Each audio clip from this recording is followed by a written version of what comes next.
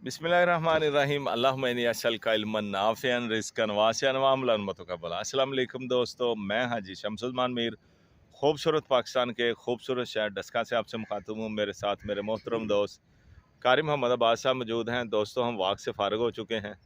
आइए अपनी सुबह का आगाज़ तिलावत कुरान पाक से करें। अऊज़ु बिल्लाहि मिनश शैतानिर रजीम।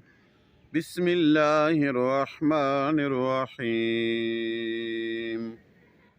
फगुलिबू हुनालिका वन्क़लबू साग़िरीन वउल्क़ियस सहरतु साजिदीन क़ालू आमन्ना बिरब्बिल आलमीन रब्बि मूसा व हारून قال فرعون آمنتم به قبل أن آذن لكم إن هذا لمكر مكرتموه في المدينة لتخرجوا منها أهلها فسوف تعلمون لأقطعن أيديكم وأرجلكم من خلاف ثم لأصلبنكم أجمعين قالوا إنا إلى ربنا منقلبون وما تنقم منا إلا أن آمنا بآيات ربنا لما جاءتنا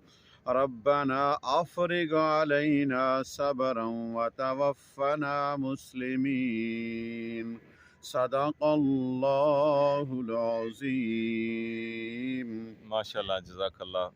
दोस्तों, अल्लाहुम्मा इन्नी अस्अलुका इल्मन नाफ़िअन, अल्लाह मुझे वो इल्म अता फरमा जो मेरे लिए फ़ायदेमंद हो, व रिज़्क़न वासिअन, और मुझे वसी रिज़्क़ अता फरमा, पाक रिज़्क़ अता फरमा, वो अमलन सालिहन, और वो अमल मुझसे करवा, व अमलन मुतक़ब्बला, जो साले हो और तुझे कबूल हो।